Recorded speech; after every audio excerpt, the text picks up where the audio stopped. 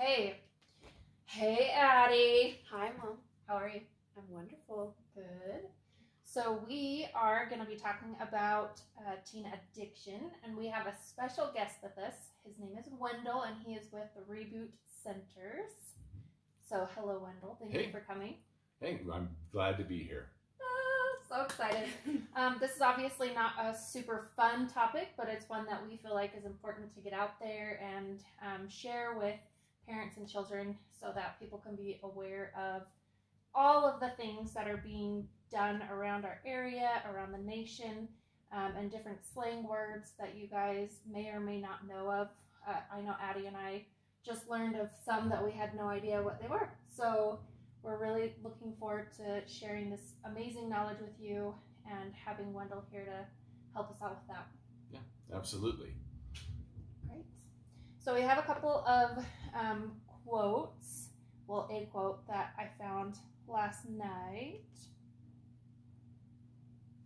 And it says, addiction, I can choose to let it define me, confine me, refine me, outshine me, or I can choose to move on and leave it behind me. And that was on emilysquotes.com.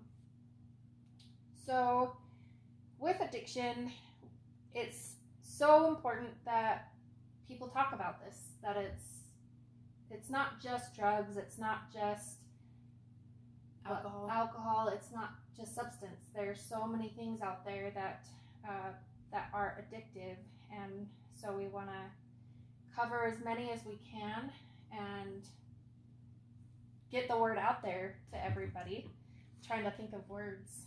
So I have a few questions for Wendell that we're going to kind of go through.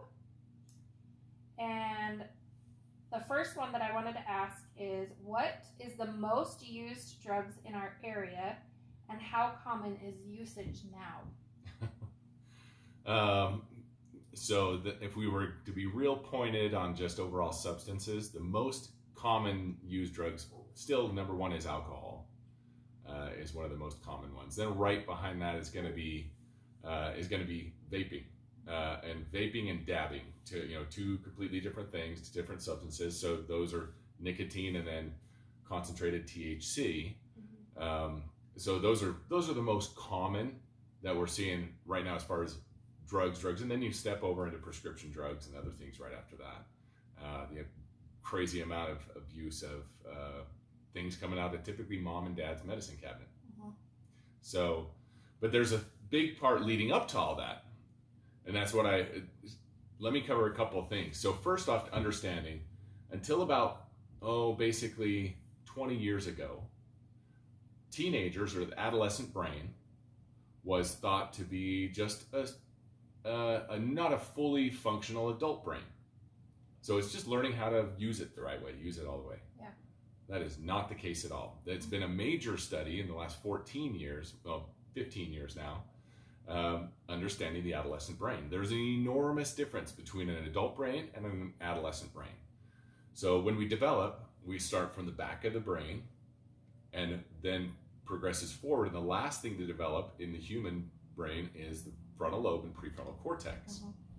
Those are the decision-making parts of the brain. Now that's why all the functioning parts of the brain, of just everything from how your body works to control, doing sports, movement, memory, all these things, those all are developed very well. And it's kind of like having a really fast sports car that doesn't have a steering wheel on it yet. That's good. So that's really what's happening. And so the teenagers go, hit the gas, and it's like, let's cruise. But what ends up happening is we don't have the ability to steer it yet, because that the driver, as they would say, is not in the seat.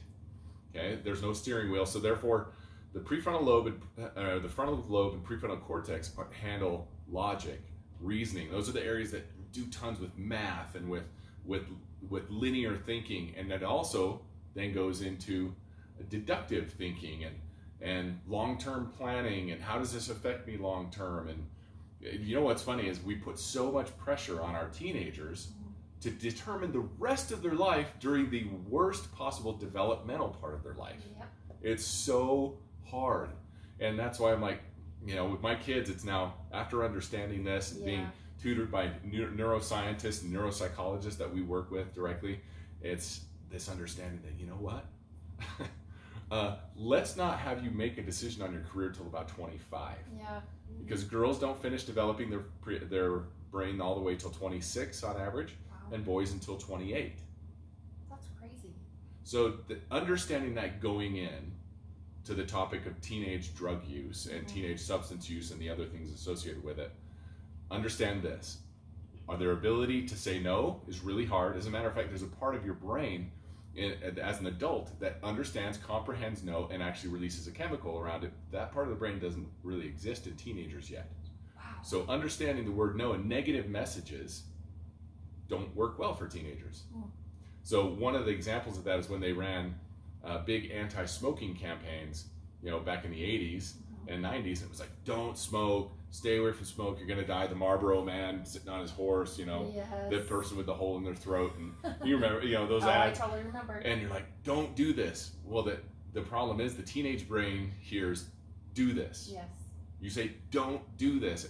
And it baffles me that it actually works that way, but it does. So the most effective campaigns they had against smoking was when they went out and talked about how the tobacco companies were trying to own them for the rest of their lives. And they talked about how, they're gonna take this much money from you. If you get on a week habit, this is how much you're gonna pay them over your lifespan. 2 packs a week, 3 packs a week, a pack a day habit. This is how much you're going to pay them over your life. So guess what? They want to own you. Yeah. So the most effective campaigns they had were based on rebelling against something. Interesting. You've never heard of a teenager rebelling, have you? Oh, never. Never, ever. So and we are programmed to rebel. Yeah. So all the teenagers that are listening, just realize you feeling like you want to rebel against mom and dad, understand that's okay. That you feel that way. Now, where you act on it, that's different. Yes. But that you feel that way, that's part of becoming independent. Yes. That is that, whatever you believe in, God, the universe, evolution, whatever, that is your part of saying, I am ready to grow up and move out of the nest. Yep. That's that. So as long as we embrace that and go, I'm feeling this because I'm becoming independent, but I'm going to choose now. You do have teenagers do have some access to their frontal lobe and prefrontal cortex. So they can go, I choose now to be respectful to my parents because XYZ. Yeah. Right? I was looking at, the big 10 commandments, right? It was funny that a lot of comedians joke about this, right? The honor thy father and thy mother, that thy days may be long upon the earth. I think that was because in the olden days they used to kill their kids when they got out of line. We tell our kids all the time, you know what? When we get mad, I'm like, you are the reason that some animals eat their young. That's intense. But anyway, so just to give that preemption to why, when we talk about why are teenagers in particular so prone to experimenting and in particular addiction. So the teenage brain is wired to actually learn 5 times faster during teenage years than any other time in life. Oh, wow. But it's a double-edged sword. It is also, because of that adaptive, quick learning, it's also 5 times more likely to become addicted to different stimuli and substances. So that's why we have to be really careful during the teenage years. What are we putting in? So let's talk through number one, the biggest, most problematic, epidemic portion of abuse in the teenage realm in the United States. Well, it's actually worldwide, but mostly United States. And this is a number from the CDC, the Center for Disease Control. Their last update was 2018 in that report from samhsa.gov, if you want to look it up. But it was 67% of all teenagers, ages 14 to 17 in particular, get less than 6.5 hours of sleep per night. Wow. So we've all heard, hey, sleep is really good because that's when we grow. That's when we, rest and things like that.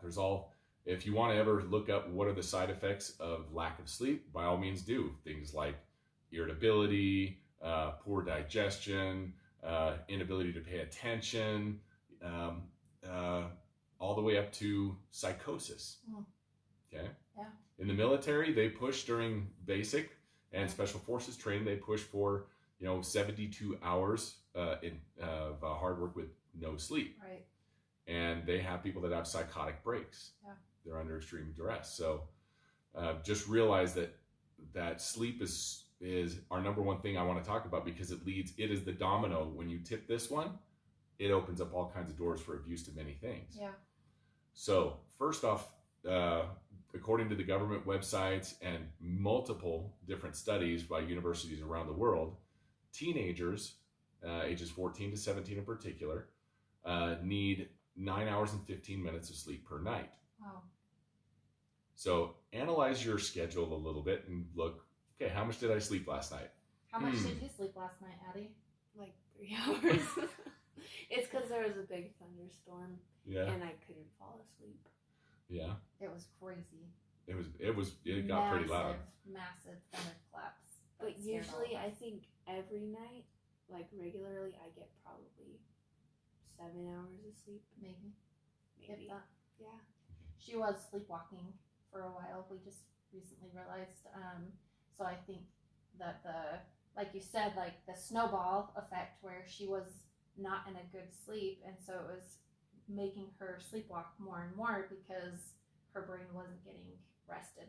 And so, that's so interesting. So to understand the brain and why it needs it is when you're from basically until about 1 year old, a little more than that, your brain develops trillions of neurons. And so all throughout the gray, you have two parts of your brain. You have the gray matter and you have the white matter. Okay, the gray matter is all this storage area, and the white matter is basically the electrical cables, like from your DVD player to your TV. Okay, the white matter carries the information.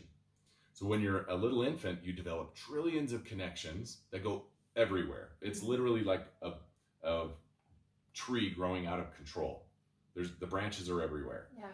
Because it's ready to make any connection that you start to do. They start to look, and their eyes develop these connections, and that refines the white matter in the visual cortex of the brain. And then they start to move their hand like this. Oh, it starts to solidify a connection, and then crawling, and then walking. All these, what happens is they develop something, a movement or a behavior, and then from there, they end up solidifying that white matter, that neural pathway. And when they sleep, the stuff they don't need gets reabsorbed. It's called pruning. Well, there's no more pruning that happens than during the part of life when you are learning 5 times faster than any other time in your life as a teenager. Sure. Which means you have to sleep. Okay? So your most restorative sleep is your non-REM sleep. That's when everything shuts down. You're not moving at all. You're not dreaming at all. You're just out. Okay? And that's that restorative sleep when the brain now prunes away the unnecessary neurons. So let's say you did a math lesson for that day. And you love math, right, Maddie? Oh, I love it. All right, so Addie loves math. So she takes a math lesson for the day, does her homework, and then goes to sleep. And she just learned logarithms or something like that. What does that even mean? Okay, algebra. We'll go to Pythagorean theorem. She learned Pythagorean theorem. Actually learning that. Okay, Pythagorean theorem. And so she then takes that during the night when she sleeps. She solidifies a more solid neural pathway in that essence of math. And the other stuff that she didn't need, it's like going out to your tree in front of your house and cutting off the extra branches you don't need because you want just that one that's going to produce the most fruit. And so that's what your brain does during the night. So I still do math while I'm sleeping? No, but the thing you exercise that day in your brain thickens up and myelinates. That white part is actually a fatty coating that goes over the nerve to insulate it. Okay? So that's what the white matter is. It's actually deposits of fat that insulate that wire that's going to a section of your brain. So like when we were practicing the countries and you did it right before bed, you learning that story right before you went to sleep helped solidify that story. That's exactly right. So does studying before you go to bed, is it more effective, do you think? Yes, it is. So as a matter of fact, the experts in that area say, study during the day, do a review right before you sleep, right before you go to sleep. then go to sleep, get a restful sleep. And the studies that they've done show that a minimum of 8 hours of sleep, and then testing, particularly somewhere around 10 o'clock in the morning, yields the highest test scores. Wow. So that's really important to understand, because if you're studying, make the most of it. You got to do the work, study, review, sleep. Don't review in the morning and go take the test. Okay, because what you've done is your part of your brain called your hippocampus. That converts. That's your short-term memory part of your brain. When you sleep, you convert from the hippocampus. You convert that to what's called LTP, or long-term potentiation. So therefore, you take short-term and turn it into long-term memory. Oh, wow. Okay, so that's a very helpful part to understand. But on the sleep part, we're robbing ourselves. So one last study that they did for at University of Utah Sleep Center was that teenagers optimally actually need 10 hours and 15 minutes to have full restorative sleep, to prune those neural pathways, to solidify the white matter in there, to rebuild the ATP, okay, the fuel cells of the cells in the brain so it works right, and rebalance all the nutrients in the brain that are pumped through the cerebral spinal fluid. So, you know, but if you're going 8 to 10 hours, you're probably pretty safe. If you're going under 8 as a teenager, you need to revisit your habits and probably change them. But there's a problem with that. It's called circadian rhythm. Okay, circadian rhythm. Have you heard about it? Yep.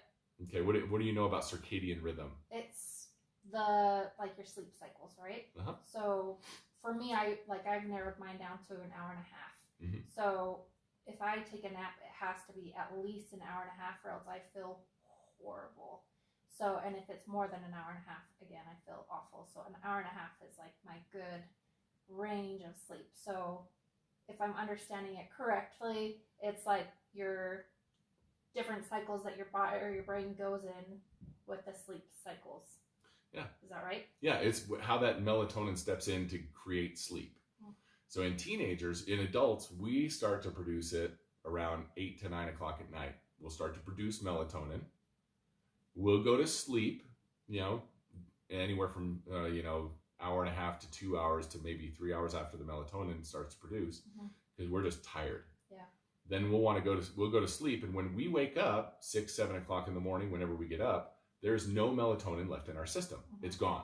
Oh, yes. I know about this. Okay. Teenagers, though, they do not start the production of melatonin until 9 or 10 o'clock. So they say that babies and adults are morning doves, and teenagers are night owls. And it's really because that rhythm, that what's happening with their body cycles, it's just not producing it when it needs to. Now you can artificially stimulate that with different foods. You can take melatonin supplements, but that doesn't change the biology that is in the teenager. So now I don't want any teenagers to go, this is an excuse now to stay up late and then sleep in every day. But there was Dr. Frances Jensen spoke with multiple school districts in through the Midwest and got about a dozen of them to change their school cycle. So they, instead of starting at 7:45, they began to start at 8:30. Yes. Just that change reduced delinquency rates by 20%. It increased test scores by over 20%. Yeah. It was a huge change by that 45-minute shift. So because teenagers, they don't end up feeling tired till 10 or 11 o'clock at night, probably not even 11 or 12, and they'll finally get tired. I gotta go to sleep. Then what happens when they wake up, they still have anywhere from 60 to 100% of that melatonin in their system. That's crazy. So what that means is their brain is tired. So mom and dad, if you listen to this, please understand that your teenager is not being defiant, not being grumpy, not being a brat. Just realize they have the full dose of melatonin you went to sleep with is still in their brain when they wake up. Wow. So they're fighting against biology to meet the schedules that we're giving them these days. That is crazy. If I could recommend one thing for all parents, it would be, hey, how about your child starts in second period and no longer has first period school and sleeps in till 8 or 8:30. I wish. It's not that hard, honestly, because you could replace that first period Mhm. with, school packets. You could Yeah. replace it with online school. But online school brings me to biggest problem number 2 for teenagers, which is blue light. Yes. Okay. So there's blue light is a wavelength of light that comes from our backlit screens. So TV screens, computer screens, telephone screens, and we know that the studies that have been done, there have been hundreds in the last 10 years in particular, showing trying to guess at really what are the long-term effects of blue light. They know short-term, number one, Polytechnic Institute in Roth, New York did a study. 2011, they released it. It showed, regardless of age, 2 hours anytime during the day of backlit blue light screen exposure. Okay, so TVs, computers, video games, phones, all of that. 2 hours reduced melatonin production by 22%. Wow. Adults, children, everybody. So what that means is you are 1/5 robbed of your sleep by looking at a blue light. That's crazy. So understand that if you're having difficulty sleeping, one of your problems is probably your blue light exposure. So first thing, by all means, go to Amazon, go to Best Buy, go to any of these stores, $10-15, you can pick up a pair of blue light glasses and protect your brain, because the other part is they showed that there is blood flow shuts off in the frontal lobe of the brain, the reasoning center of the brain in adults and children. And these little babies that are running around with tablets and phones and everything like that, it shuts off the blood flow to the frontal lobe of the brain, so their ability to reason and be cognitive of their decisions goes way down. That's crazy. So what else goes way down? We know. So Addie, tell me, when you don't get enough sleep, tell me how you feel. Wacky. Okay. Very tired. Is it easy when Rylan comes and teases you when you're short on sleep? No. I get so mean. She does. And Yeah. Rylan too. Like, He's the lack of very sleep scary. is- yeah. Yeah, so that lack of sleep is the same thing we get from blue light exposure and lack of blood flow to the frontal lobe of the brain. The blood flow goes other places, like the amygdala, the fear, fight, flight part of the brain. So we're grumpy, we're irritable, we're easily frustrated. And some of these symptoms can show up as behavioral problems, can show up as ADD, ADHD. So we have to understand that a lot of what we're telling the world is this is a behavioral problem. No, it's a physical problem. This is where we separated ourselves from any other program in the world in drug treatment, is we focus on the body. 80% of addiction is physical. Yes. It has to do with the body and the brain being broken. It is not behavioral. That's only 20% of the equation. Yeah. So understanding that blue light is going to do damage to your brain, protect your brain, because it's going to rob you of life. So then we step into, after blue light, one of the biggest epidemics in our country right now is pornography as well. Yep. So when that computer screen goes on, the TV screen goes on, the phone screen goes on with pornography, what shuts off once again? The amygdala? No. No, that was where it The goes. frontal lobe. The Frontal lobe of the yeah. brain, the Gotcha. reasoning center, the thing that says, I love my girlfriend, I love my spouse, but looking at this shuts that off. And all of a sudden, I don't reason through Interesting. what's going on. Yeah. And I'm got a lot of blood flow to my amygdala though, so pleasure, baby. Yeah. That's what that all goes to. But then what does that lead to? More addiction. More addiction in that piece of, hey, I don't treat girls the right way. I see them as a different thing, or vice versa, girls seeing boys. I didn't know this, but apparently now basically 1 in 6 girls is addicted to pornography. That's crazy. Yeah. And I was like, 1 in 3 boys is addicted to pornography. Holy crap. Okay. Oh, That outweighs alcohol, so sad. that outweighs everything else. But so pornography changes the ability to have relationships. Some people get into some really interesting pornography, and it changes their identity of themselves. Right. And they start to think maybe they're not necessarily one way or another, and it changes how they think about themselves. So you need to be really cognizant about that. And, you know, moms and dads that are listening, have the conversation with your kids, because once again, it is a physical thing. Yes, it's behavioral in the beginning, but it becomes addiction because what happens every night when you go to sleep as a teenager? Your brain rebuilds and prunes. It prunes off the unnecessary neurons, and it builds a superhighway wire right to the whatever area of the brain you're stimulating the most. So if you're stimulating the amygdala and the nucleus accumbens, those addiction areas of the brain, then you're going to hardwire everything in the brain to pleasure, response, and avoidance of pain, which the teenage brain is already wired hard mostly to anyway. Yeah. So, but then if we continue to wire to pleasure response, and we don't work that frontal lobe of the brain, and we damage it by blue light, and then we don't sleep enough, so we're just trying to do anything we can do to function because our brain's not got nutrients and everything else, we're doing some major damage. Wow. So those are 3 things that are really epidemic across our country more than anything. So once again, on this, the simple one on that is get enough sleep. And number 2, by the way, catching up on the weekend does not count. They did a study on that. Trying to sleep 12, 14, 16 hours on the weekend does not work. And number 2, get some blue light glasses, protect your brain. It's really simple, $10, $15, just get used to using them. Okay. And then number 3, please avoid pornography at all costs. It will change your ability to have any good relationship now and in the future. And it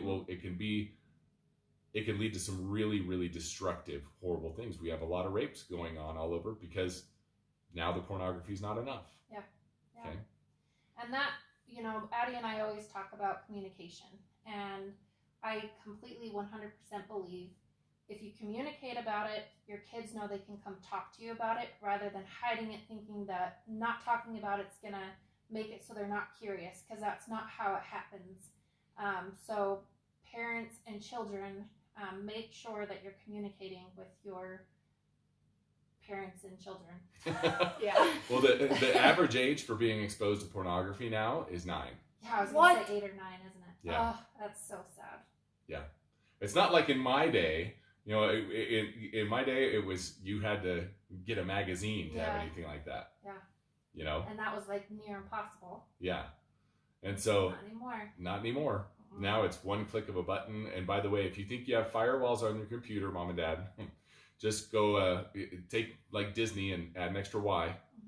Or, you know, take any of these real popular kids sites and accidentally, you know, add an extra letter one way or the other, or do .co instead of .com or other things. And they literally bypass all firewalls and take them right into pornographic sites. What? Yeah. That is so scary. And little kids. Little kids are seeing it. Yeah. Oh, no. That's actually, okay. That's really sad. That breaks my heart.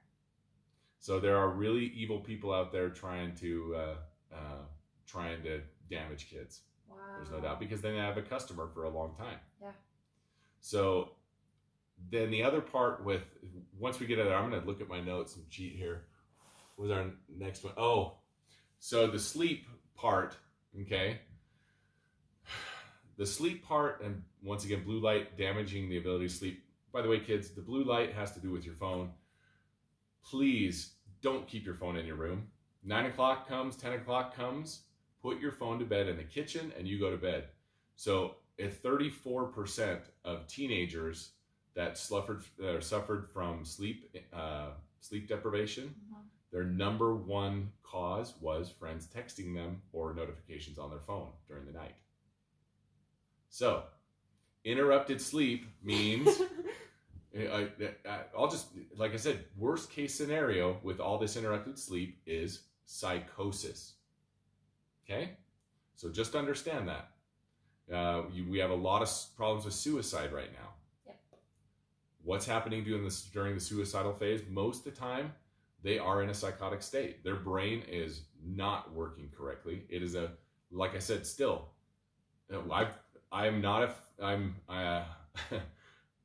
most of the psychiatrists and psychologists I've talked to are not my biggest fans, because I once again point back to the fact that it is not behavioral, it is physiological. It's a body problem. Yeah. Okay, So the suicide aspect with that, with being, with developing massive problems from lack of sleep and blue light effects and things, and drug exposures, and I won't cover it here, but the incorrect use of antidepressants, typically prescribed by MDs instead of actual professionals that should be doing it.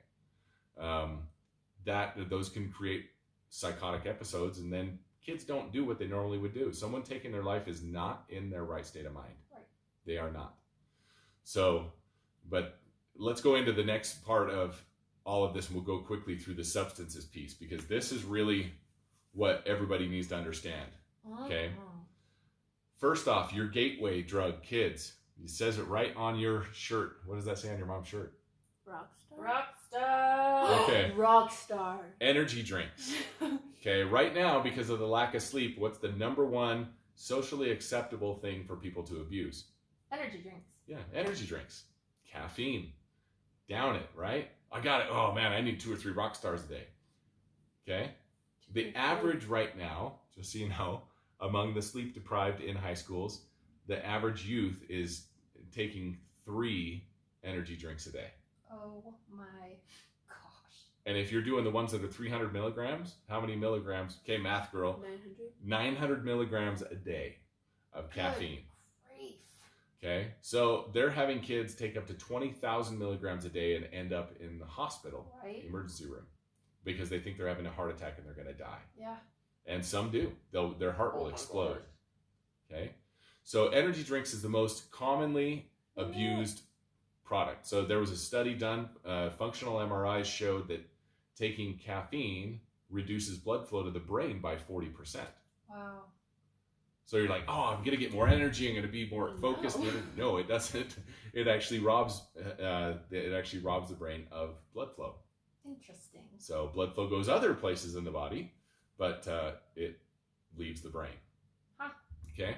So that's number one socially accepted. The next thing, which we talked about in the beginning, is alcohol. Mm-hmm. Now, if drugs were a hammer to the teenage brain, Mm-hmm. alcohol would be a massive sledgehammer.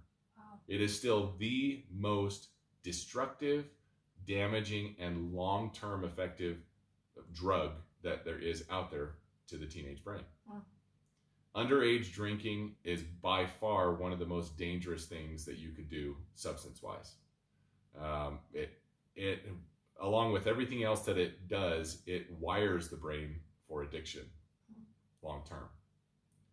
So just understand that moms and dads in particular, if you think it's okay for the kid, your teenager, and by the way, when does the teenage brain finish developing? 25 and 28, or 26 and 26 and 28. Mm-hmm. So, if we're thinking that it's okay to let our kids have that party or those other things, or have that drink, they're with us, we're having, some alcohol with dinner or whatever, have my first beer with my kid at 16 because he's going to drink with his friends anyway, type scenario. Just realize you're doing them an enormous disfavor, because their brain is growing. Once again, it's learning 5 times faster than any other time in their life, Mm-hmm. but it's 5 times more likely to be damaged, 5 times more likely to develop addiction, and they're 5 times more likely to have problems. Plus, their frontal lobe isn't developed, so when it comes time to think, man, I'm drunk, I'm having a good time, I'm gonna get behind the wheel of a car, Yeah. that part of their brain that inhibits bad decision making doesn't even exist yet. Okay, so let's realize that really clearly. But on to our next one, which is enormous right now and catching massive amounts of national fame, which is vaping. Okay, so do you remember, Faith, do you remember the Pop Secret scandal back in the days, where they were trying to cover it up for a while, and there were massive lawsuits against microwave popcorn? Did it have to do with something with cancer? It had to do with damage to lungs. No, I don't remember that. Okay, that's where the term called popcorn lung came from. What? So people got addicted, honestly, to popping their microwave popcorn, and when they opened the bag, what it did, that it was vaporizing the oils that are in the popcorn, and that vaporized oil damaged the alveoli of the lung, the area of the lung that absorbs oxygen. The popcorn oil? Yeah, the oil turned into a Do vapor. you inhale popcorn vapor? No. That's good. So Yes, the do popcorn all the time. vapor did an amazing amount of damage to. So people at the Pop Secret plant, this was the big lawsuit around all of this, developed permanent, irreversible lung damage from microwave popcorn. So all the testers and all the other things like that. Now, if we grab a bag of microwave popcorn, it says, "Do not inhale contents of this bag." But I don't think that has to do with eating it really fastly, though. Yeah. I think you can still inhale it Yeah, that you way. can still inhale it. Just don't sniff the Don't steam. sniff the steam. Don't sniff the steam of popcorn. There you kids. go. And by the way, that's what you're doing when you're vaping. Yeah. So they are using oils in particular, or they're using propylene glycol to Mhm. carry the fragrance. Do you know what propylene glycol is? Is it? Propylene. There's two different kinds: ethylene glycol and propylene glycol. You use them in your car, and it helps keep it nice and cool or warm, and keep it from freezing. Yes. Shut What? up. Yeah. Propylene glycol. Oh my gosh. So propylene glycol is antifreeze, and it's a great carrier for fragrances.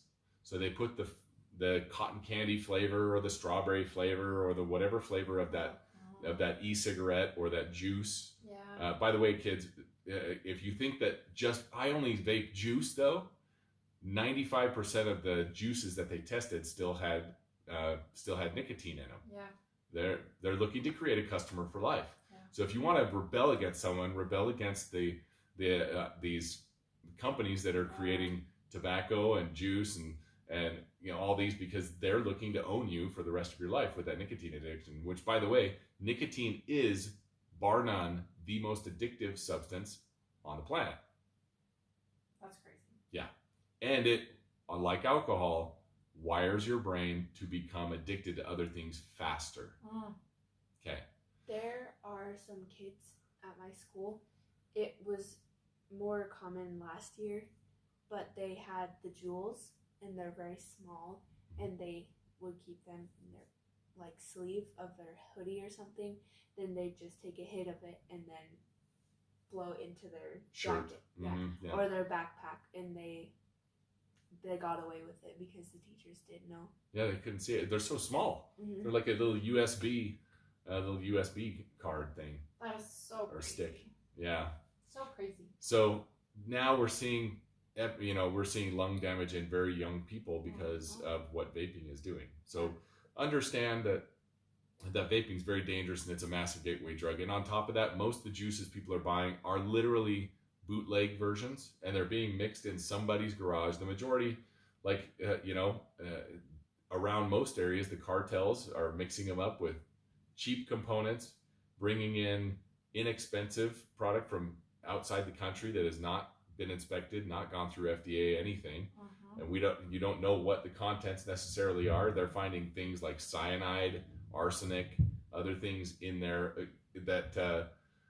and they're cutting it with whatever they want to cut it with to extend it and make more money per item. But they're literally mixing it in a bucket and then pouring it into those little containers, printing the labels off their printer and sticking it on there. Shrink wrap's real easy to do today. Just buy the plastic part and grab a hair dryer. And so a lot of kids that are buying, especially if you're underage, you're buying the cheapest stuff your dealer could buy that allows them the maximum amount of profit. Yep. Or you're buying it, and now what's ending up happening is with that bootleg version, you're getting whatever that cartel decided to put inside that particular batch. Oh. So you don't know what you're getting at all. Ever. No. So number two, and then after that, we go on to dabbing. Now, that's what's creating one of the massive controversies right now. Buying cartridges of THC, and most of the bootleg THC stuff is actually coming out of China. And it's a chemical version of THC, a synthetic version. It's not from the plant version. So anybody who say, "Oh, smoking marijuana is healthy and marijuana is a plant and it's medicinal," it's like, if you're dabbing, you are not doing anything medicinal whatsoever. Okay? But same thing. It's hot oil you're breathing into your lungs, doing damage.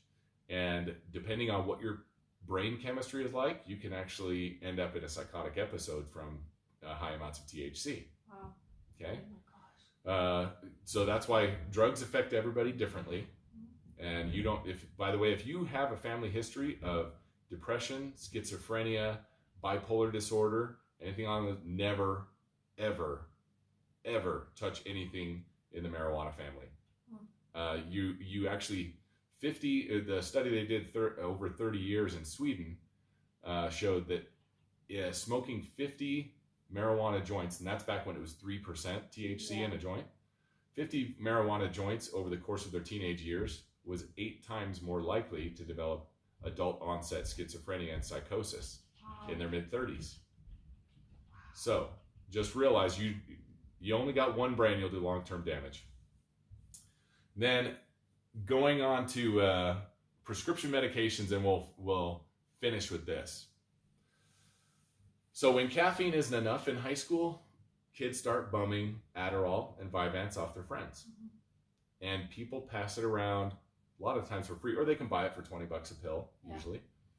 And that's right there, after caffeine, is one of the number one abused things high schools and colleges around the country, because they need that edge. And this is what the quote unquote smart kids are using, because they're trying, now it's not enough to have a 3.5 GPA and get into a good school. Now you've got to have a 4.2 or a 4.3 or I'm like, it's ridiculous. The pressure on the kids is way too much.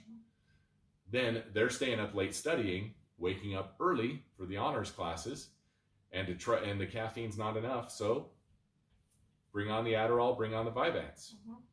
Then they get anxious and nervous from that, and they can't wind down at the end of the day. So bring on the marijuana.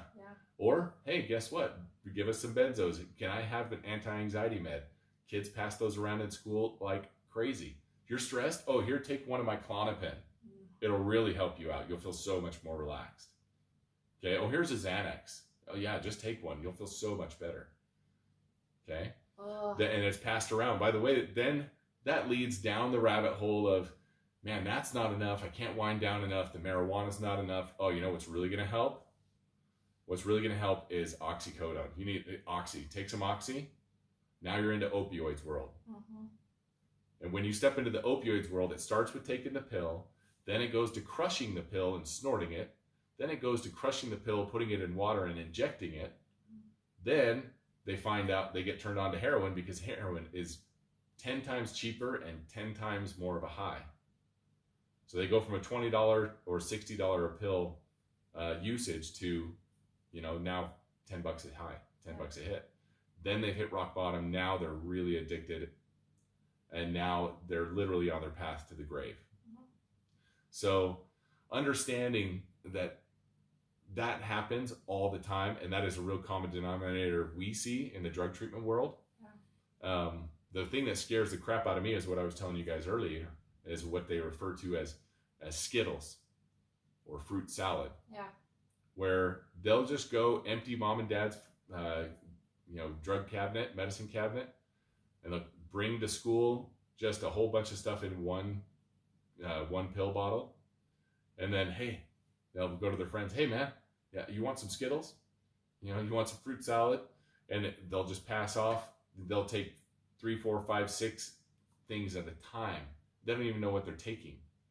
The drug interactions between opioids and benzodiazepines and the methamphetamines and things like that, they could go into a coma really easy. They can go psychotic really easy with all of that. They can overdose. I just visited with a lady, her 27-year-old daughter just left 3 cute little babies because she decided she was going to, she had been experimenting with opioids, and she took a hydrocodone and a Xanax at once and didn't wake up. Wow. So she just realized, if somebody offers you Skittles, you guys, or fruit salad, just say no, because you literally could end up dead. You could have MDMA, you could have ecstasy mixed in all that. So just understand that it only takes one wrong decision to permanently damage your one brain that you've got. And realize that as teenagers, you haven't finished developing your brain enough to make really good decisions yet. It's just the way it is. And so if you can stay alive long enough without damaging your brain until your late 20s, you got a great shot at having a phenomenal rest of your life. Oh, that's so hard. My gosh. Oh, that's so scary. So as long as kids can get together, and you know what? If somebody's making bad decisions, err on the side of caution and just step away, sever that friendship. Yep. And invite them to come be part of your friendship group when they're ready to make good decisions. Mm-hmm. When they're ready to not be the party or the drinker or the stoner, the druggie, the pill popper. When they're ready to not do that, say, hey, we're here. Mm-hmm. You don't have to go into their world to be their friend. Yeah. And one of the big things is, if you suspect something with a friend because their brain is not working right when they're doing these things, please tell an adult. Yep. Because they don't know what they're doing. Yeah. Mm-hmm. They don't know what they're doing. And a sign of a true friendship is talking about it to somebody that can take care of it and help the person. So don't feel like you're being a bad friend by talking about it or going to an adult, because if you really love and care about that person, then going to an adult, whether it could be the school counselor, it doesn't necessarily have to be a parent, a trusted an adult, is showing your true love for that friend. And they may be mad at you or a little grumpy with you, but it's better having them a little upset with you than struggling on their own.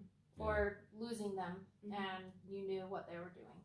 Yeah, as we say, I would rather have a pissed off living friend than a really beautiful funeral for someone that I cared about. Yep. That was friends with me to the end. Yeah. So 100%. yeah. Well, I wish everybody the best of luck in teenage years. And by the way, I highly recommend the book, The Teenage Brain. It's so good. Is that the one you've been? Oh, Yeah. right. The Teenage Brain it's kind of my Bible when working with youth with drugs. But it gave me a massive understanding. And by the way, parents, if you're really easily frustrated with your teenagers, reading that book will help you not be so upset, Yes, it will. because it gives you insight. The path to peace is understanding. Mm-hmm.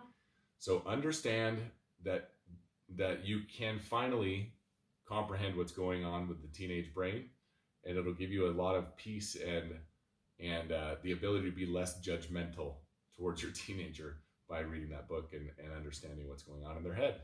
Totally agree.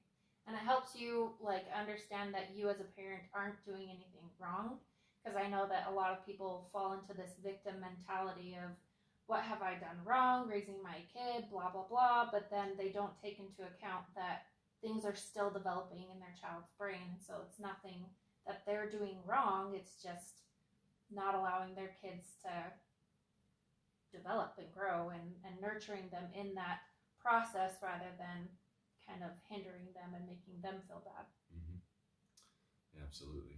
Yeah, definitely a good book. And I'll on our social media, I'll definitely post that book and the author, so that if you guys are interested, definitely, like Wendell said, it is so good. It is such a good book. I again listened to it because reading is not my very favorite, so definitely agree with that.